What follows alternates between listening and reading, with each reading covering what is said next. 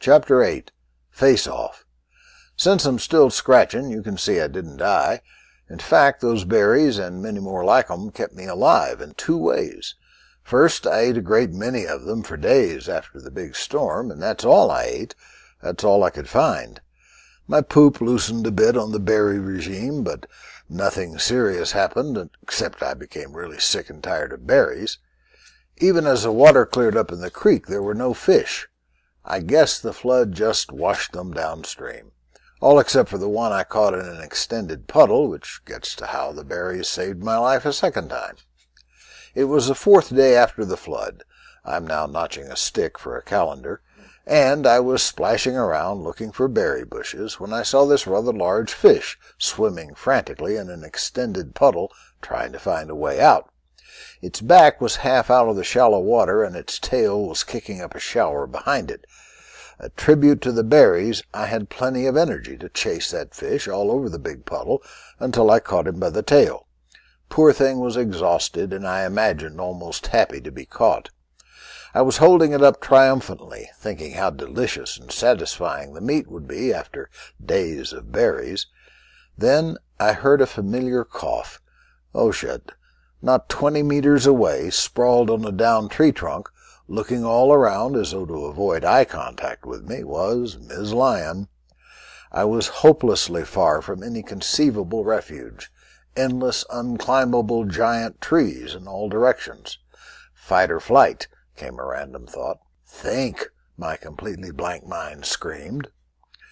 Miz Lion coughed again and stretched like a kitten awakening from a nap, her length almost unbelievable. Maybe 3 meters?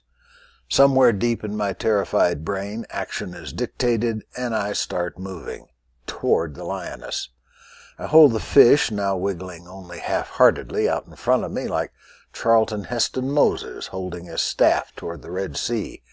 Miracle called for, I thought. Miz Lion settled again on the log, this time looking me square in the eyes.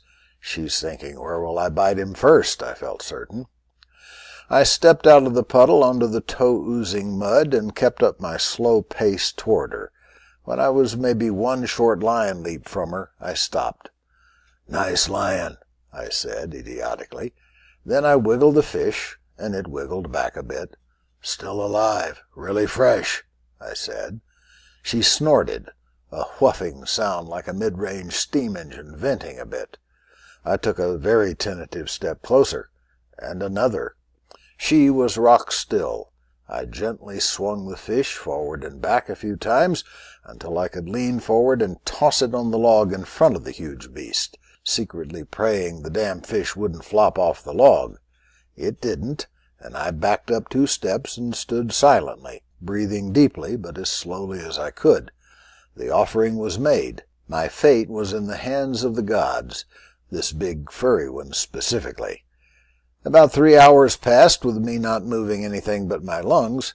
Well, maybe 3 minutes, but a long damn time, until the lioness suddenly came to her feet in one fast, very smooth move. Then she leaned over quite casually and sniffed the fish, glancing briefly at me, then bit the fish in half, the head half in her mouth, the tail half hardly disturbed. Crunch, swallow. Her eyes had never moved from mine. She backed up a step and lay back down. I was frozen in place. Turn and walk away? Collapse in a heap? Neither seemed remotely practical. I was paralyzed. The lion cocked her head, apparently her signature move, looked at the half-fish, then back at me. "You're sharing the fish?" I said aloud. As if to answer, she extended her foreleg and pushed the half-fish toward me about an inch. Son of a bitch, she's offering it to me, I thought.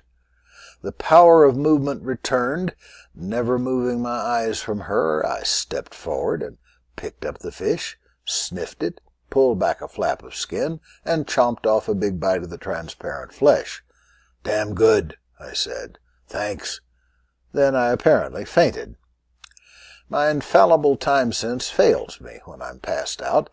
I guess by the shadow change I was down for quite a while, maybe 30 minutes. As consciousness crept back over me, I had a déjà vu feeling. I'm convinced that damn super cat had licked me again. Salt. It must be for the salt. Why the hell else? The lion and the rest of the fish were gone. I'd like some salt myself, I thought. I went to the stream and washed the mud and lion slobber off, feeling abnormally good for some reason.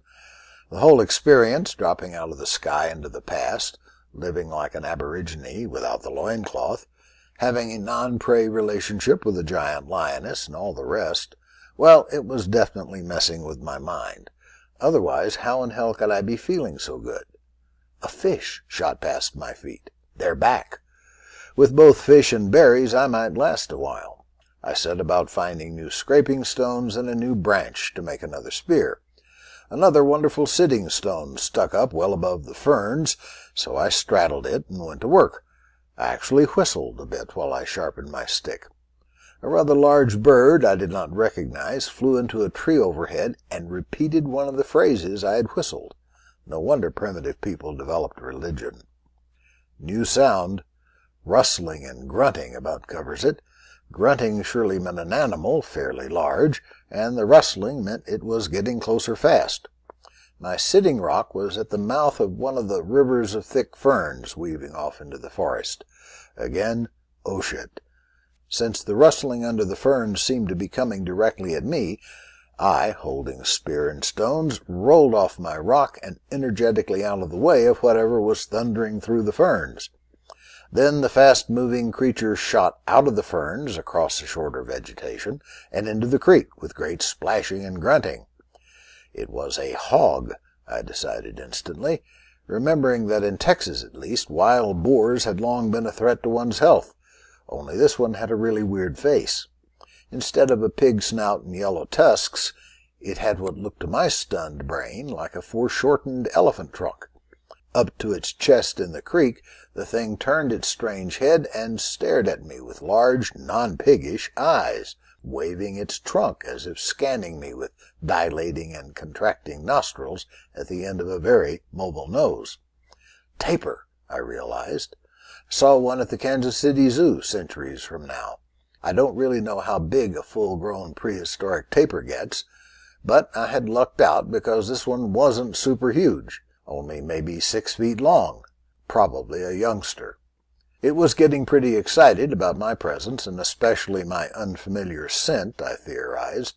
It dove under water, making for the other side of the creek, with escape its obvious objective. Something in my primitive brainstem screamed, now or never, and I grabbed my spear and made a wild leap into the stream right behind the fleeing tapir. One more giant step, and I brought the spear down with both hands and every ounce of strength I could muster, directly between its shoulder blades. The point hit no bones, and with a pop penetrated the tough hide, and with a sickening, squishing feel, sank maybe 6 inches into the tapir's back. Then the spear snapped off, and I fell wildly flailing off to the side, and the tapir scrambled up the rock side of the creek. If the animal had seized the opportunity, it could have trampled me into engineer mush with its giant toes and impressive weight. Instead, it went into leaping, standing, pawing at the air contortions. Its head twisted impossibly as it tried to grab the broken spear with its, now I see, formidable teeth. This went on for several horrifying minutes. Then blood poured out of its mouth, and it stood still, head drooping more and more as it made snorting, drowning gurgles, dropped to its front knees, and slowly sank onto its stomach, struggling to breathe.